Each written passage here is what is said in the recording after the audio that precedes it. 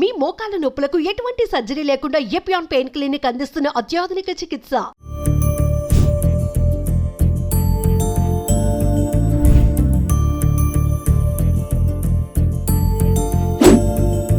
హైదరాబాదులో దిండిగల్ ప్రాంతంలో cement, iron, concrete ఈ మూడు లేకుండా ఇళ్ళను ఎప్పుడైనా కట్టడం చూసారా?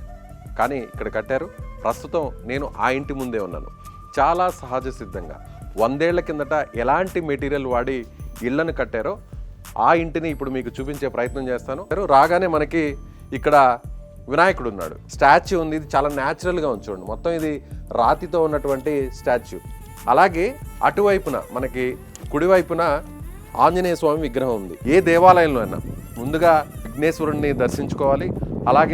అలాగే దుష్ట శక్తులను అలాగే చెడు ప్రభావాలను దూరం చేసేటువంటి దేవుడు హనుమంతుడు. లోపలికి వెళ్దాం. ఒకసారి లోపల ఉన్నటువంటి ఇంటి యజమానితో మనం మాట్లాడదాం. ఇంటి మొత్తాన్ని చూపించే ప్రయత్నం చేస్తాను.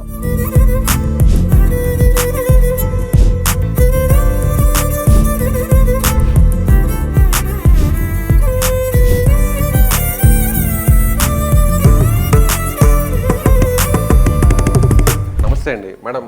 హౌస్ ఓనర్ని, ఇంటి యజమాని పిలుస్తారా? హౌస్ ఓనర్ నేనేనండి. మీరేనా? అవునండి. ఓ చూసారా, నిజంగా ఒక తెలుగు వారిది అనుకున్నాము. కానీ ఇక్కడ చూస్తే మాత్రం మేడం ఫారినర్లా ఉన్నారు. కానీ అచ్చ తెలుగు ఆడపడుచులాగా, మహిళలాగా చీర కట్టుకుని ఉన్నారు. చాలా స్పష్టంగా తెలుగు మాట్లాడుతున్నారు మేడం. మేడం ఏ కంట్రీ నుంచి ఇండియాకి వచ్చారు మీరు? నేను ఫిన్లాండ్ నుంచి వచ్చాను. సో ఎన్ని సంవత్సరాల కిందట వచ్చారు? నేను ఇక్కడికి వచ్చి ఒక 16 సంవత్సరాలు అయింది. సో విండోస్ కూడా ఓపెన్గా ఎయిర్ రావడానికి చాలా పెద్ద విండోస్ ఉన్నాయి. డోర్స్ కానీ అన్నీ కూడా చాలా. అలాగే కర్టన్స్ కూడా రకరకాల డిజైన్స్తో కర్టన్స్ ఉంటాయి. కానీ చాలా సింపుల్గా పాతకాలంలో ఏ విధంగా సిల్క్తో ఆ క్లాత్ను వాడతారో అలాంటి సింపుల్గా కర్టన్స్ ఉన్నాయి. అలాగే ఇక్కడ మనకి చూడండి మేడం, ఇది హార్సెస్ ఉన్నాయి కదా, ఇవి ఏంటి? ఇది మెటీరియల్ ఇవి వుడ్ అండి. చాలా వెయిట్ ఉంది. వుడ్తో తయారు చేస్తారంట. ఎక్కడ ఇది లోకల్గానే దొరికిందా లేదా బయట నుంచి తెప్పించారు? ఇది బయట నుంచి తెప్పించాము. ఇవి రాజస్థాన్ డిజైన్లో అనుకుంటా. రాజస్థాన్ డిజైన్, రాజస్థాన్ నుంచి వచ్చాయి. సో ఇక్కడ ఇంకొక ఇంపార్టెంట్ విషయం, భగవద్గీత. చాలామందికి ఇప్పుడున్న జనరేషన్కి అసలు ఓన్లీ స్కూల్స్లో, కాలేజెస్లో ఉన్న బుక్స్ తప్ప భగవద్గీత అనేది చాలామంది పిల్లలకి తెలియదు. కానీ ఇక్కడ చాలా సాంప్రదాయంగా, చాలా సింపుల్గా ఉన్నారు ఈ ఫ్యామిలీ. చదివారా మేడం మీరు భగవద్గీత? నేను కొంతవరకు చదివాను, ఫుల్గా చదవలేదు. కానీ మా అత్తగారికి చాలా ప్రేమ. అసలు ఇలాంటి ఇల్లు జనరల్గా మనం సినిమాల్లో చూస్తుంటాం, చిన్నప్పుడు ఎప్పుడో పూర్వీకుల దగ్గర చూస్తుంటాం. కానీ ఇలాంటి టైంలో, ఈ టైంలో అసలు ఎవరు కూడా ఇలాంటి ఇళ్ళని చూడరు. మేడం ఇలాంటి ఇల్లు సినిమాల్లోనే చూస్తుంటాం. అసలు ఎలా అనిపించింది మేడం మీకు ఇలా ఇల్లు కట్టాలని? ఇలా ఇల్లు కట్టాలని మాకు చాలా రోజుల నుంచి ఐడియా ఉంది. అండ్ సినిమా వాళ్ళు కూడా వచ్చారు ఇక్కడ, షూటింగ్ చేశారు. Hit 2 cinema. హిట్ 2 సినిమా అడవి శేషుది. అవునండి, అడవి. ఈ ఇంట్లో, ఇదే ఇంట్లో. ఓ ఎస్, నాకు మొదటి నుంచి అనిపిస్తా ఉంది ఎక్కడో చూసాను. హిట్ 2 మూవీలో ఇల్లు మొత్తం అంటే ఆ ఇంటి సీన్స్ అన్ని ఇక్కడే చేశారా? ఇక్కడ చాలా సీన్స్ చేశారు. ఎక్కడెక్కడ చేశారు మేడం? ఒకటి అక్కడ మా వంటింట్లో చేశారు. వంటింట్లో చేశారా? ఇక్కడ ఈ టేబుల్ దగ్గర చేశారు. డైనింగ్ టేబుల్ దగ్గర చేశారు. అటు సైడ్ ఇక్కడ కోర్ట్ యార్డ్ లో ఒక పాత రికార్డ్ చేశారు. సాంగ్ కూడా ఓకే. హిట్ 2 మూవీలో ఉండే సాంగ్ అంతా కూడా ఇక్కడే షూట్ చేశారు. ఊరికే సాంగ్ ఉంది చూసారా? ఆ సాంగ్ మాత్రం ఇక్కడే షూట్ చేశారు. ఎన్ని రోజులు షూట్ చేశారు మేడం? ఒక 10 రోజుల వరకు చేశారండి. అంటే ఇంటిని చూశాక వాళ్ళకి ఇక్కడే తీయాలనిపించిందా, లేదంటే మీరేమన్నా వాళ్ళకి ఫొటోస్ పంపించడం అలా జరిగిందా? డైరెక్టర్ ఆయన లేదా ఆయనకి తెలిసిన వాళ్ళు ఇక్కడ చుట్టుపక్కల డ్రైవింగ్ లో ఉంటే వాళ్ళకి రోడ్ మీద నుంచి ఇల్లు కనబడింది. వాళ్ళు వచ్చి కనుక్కున్నారు ఇది ఏమిటి, ఇల్లు ఎలా ఉందో. ఆ తర్వాత వాళ్ళు ఫొటోస్ తీసి వాళ్ళ సినిమా వాళ్ళకి చూపించారు. ఇలా ఈ ఇల్లు ఉంది, ఇలా కొంచెం స్పెషల్ టైప్. ఆ తర్వాత మళ్ళా డైరెక్టర్కి ఇంట్రెస్ట్ పుట్టింది ఇక్కడ షూటింగ్ చేయాలని, శైలేష్ కొలను గారికి. ఓకే, మరి హీరో, హీరోయిన్ అందరూ, డైరెక్టర్స్ అందరూ ఇక్కడే ఉన్నారు? ఇక్కడే ఉన్నారా? అంటే వాళ్ళు పొద్దున్న వచ్చి సాయంత్రం వెళ్ళేవారు. మేడం ఈ డిజైన్ అంతా మీరు మీ ఇష్టంతో కట్టారా, లేదా సార్ ఇన్వాల్వ్మెంట్ ఏమైనా ఉంటుంది? ఇది మొత్తం సార్ ఇన్వాల్వ్మెంట్ అండి. సారే డిజైన్ ఇచ్చారు. ఆ తర్వాత మా ఆర్కిటెక్ట్ ఇలాంటి ఇల్లు చాలా సంవత్సరాల నుంచి ఆయనకి కట్టాలని ఉండింది.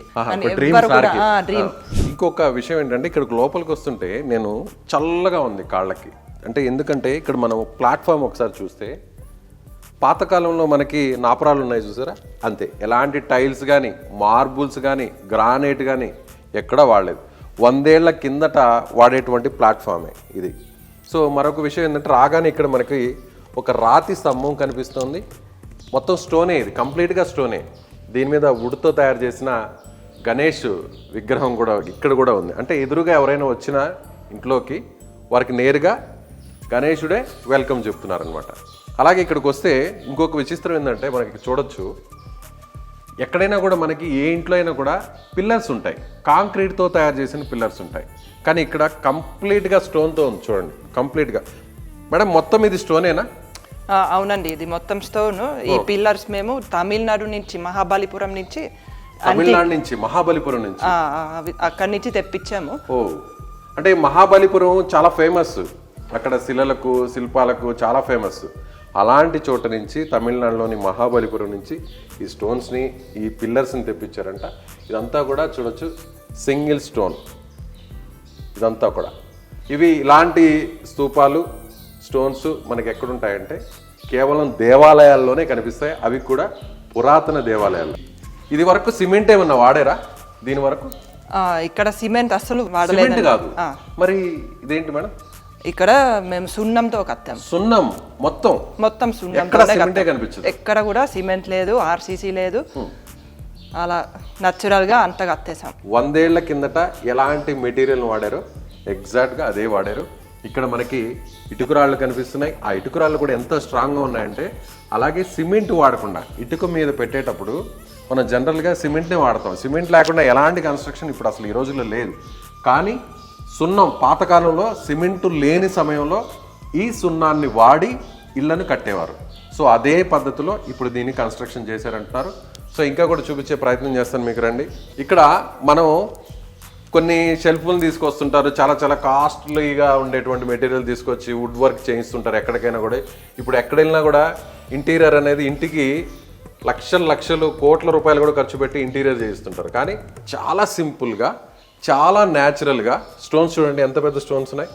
వీటిని సున్నంతో పేర్చి ఇక్కడ ఒక గ్యాప్ లాగా వచ్చే విధంగా, అంటే ఒక షెల్ఫ్ లాగా వచ్చే విధంగా పెట్టి వాటిల్లో కూడా వుడ్తో తయారు చేసిన దేవుడి బొమ్మలు, వాటికి లైటింగ్ కూడా ఎంత సింపుల్గా అరేంజ్ చేశారో చూడండి. వాటికి పైన ఒక రాయి, కింద ఒక రాయి, ఇలాంటివి మనకి దేవాలయాల్లో కనిపిస్తుంటాయి, గుళ్ళల్లో కనిపిస్తుంటాయి. ఇలాంటి డిజైన్ అంటే పూర్వకాలంలో ఇలాంటి డిజైన్తో కట్టేవారు.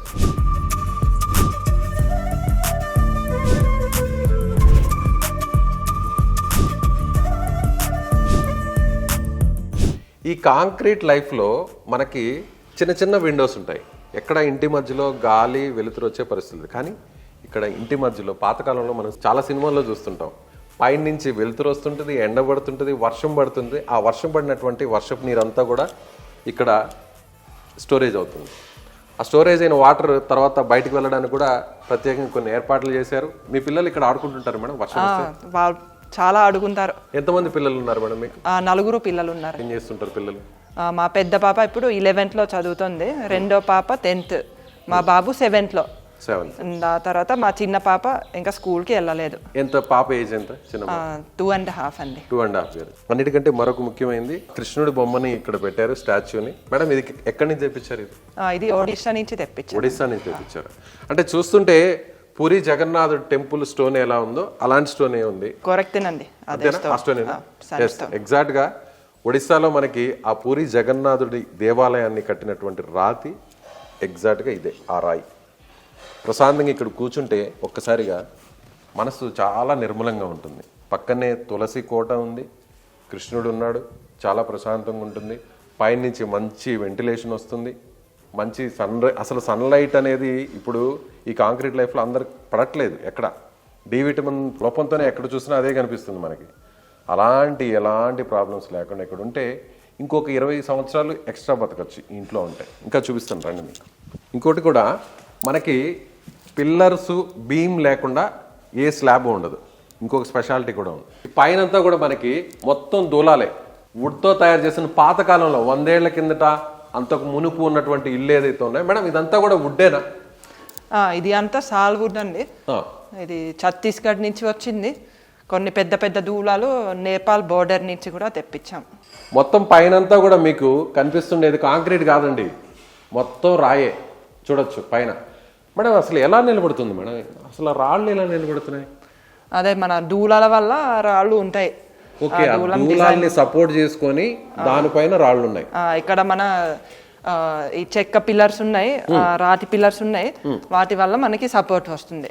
మామూలుగా పిల్లర్ లోపల ఐరన్ ఉంటుంది, ఐరన్ రాడ్స్, ఆ తర్వాత పిల్లర్ వస్తాయి, దానిపైన బీమ్స్ వచ్చి దానిపైన స్లాబ్, కాంక్రీట్ స్లాబ్ ఉంటుంది. కానీ ఇక్కడ ఎక్కడ చూసినా కూడా ఇద్దండి వుడ్, కంప్లీట్ వుడ్. ఇది ఈ సైజులో వుడ్ దొరకడం అనేది అసలు ఎక్కడా లేదు, ఉండదు.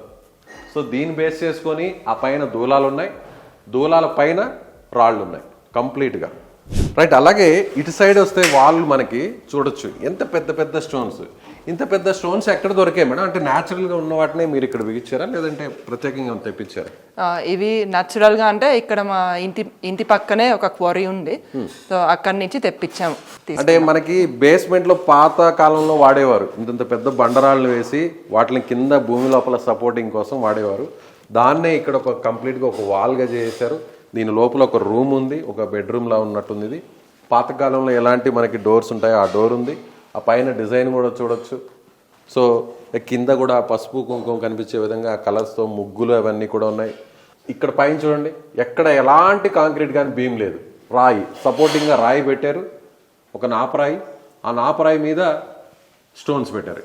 అసలు మామూలుగా ఇలాంటివి ఎలా నిలబడతాయో, అందులో ఇన్ని సంవత్సరాలు ఎలా నిలబడతాయంటే పూర్వీకులు కట్టేటువంటి వాడేటువంటి మెటీరియల్లే కారణం.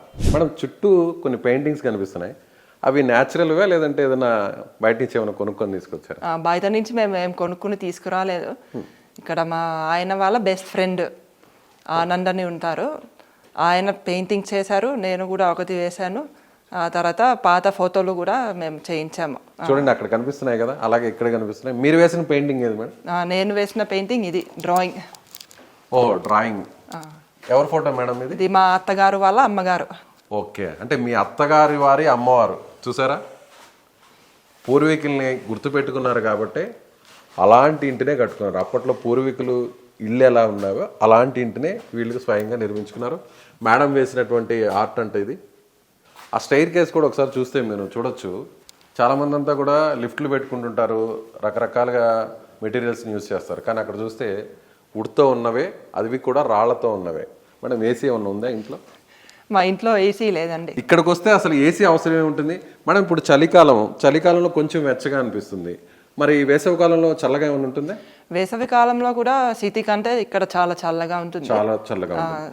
బయట ఇళ్ళకి ఈ ఇంటికి టెంపరేచర్ ఎంత డిఫరెన్స్ ఉంటుంది? టెంపరేచర్ అదే, ఇప్పుడు మనం ఏసీ లేకుండా ఒక మామూలు ఇల్లు చూస్తే ఇక్కడికి అక్కడికి ఒక ఈజీగా ఒక 10-15 డిగ్రీస్ డిఫరెన్స్ ఉండొచ్చు. సో ఎక్కడ చూసినా మనకి పొల్యూషన్, కానీ ఇక్కడ అవేమీ కనిపించదు. ఎయిర్ పొల్యూషన్ ఉండదు, సౌండ్ పొల్యూషన్ ఉండదు, చాలా ప్రశాంతంగా ఉంది. ఇంట్లోకి రాగానే నడుస్తుంటే నాకైతే కాళ్ళకి ఆ రాతి నుంచి వచ్చేటువంటి ఆ చల్లదనం, ఆ స్పర్శ చాలా స్పష్టంగా, అంటే ఫుట్ నుంచి నాకు పాదాల దగ్గర నుంచి బ్రెయిన్ వరకు తెలుస్తుంది. నిజంగా అప్పట్లో పూర్వీకులు ఎందుకని ఇలాంటి ఇళ్లను కట్టేవారో, కట్టిన తర్వాత వారు ఎంత ఆరోగ్యంగా ఉంటారనేది ఈ ఇంటిని చూస్తే అర్థమవుతుంది. నిజంగా thank you madam, thank you so much. మీకు ఇంత మంచి ఇంటిని నాకు చూడడం నాకు చాలా ఆనందంగా ఉంది. అలాగే మా వ్యూవర్స్ కూడా, సుమన్ టీవీ వ్యూవర్స్ కూడా చూపించడం చాలా సంతోషంగా ఉంది. అదే మీకు సంతోషంగా ఉంటే నాకు చాలా సంతోషం, వచ్చినందుకు చాలా థ్యాంక్స్ అండి. ఇలాంటి ఇళ్లలో ఉంటే ఎంత మనసు హాయిగా ఉంటుందో, నాకు ఇక్కడ కేవలం ఒక 1 అవర్ ఉన్నందుకే నాకు చాలా హ్యాపీగా ఉంది. ఆ ఫీలే మారిపోయింది నాకు. సో ఇది ఈ ఇల్లు చూశాక మీకేమనిపిస్తుంది? ఇలాంటి ఇంటిని ఎప్పుడైనా మీరు చూసారా? చిన్నప్పుడు మీరు ఇలాంటి ఇళ్ళలో ఎప్పుడైనా ఉన్నారా?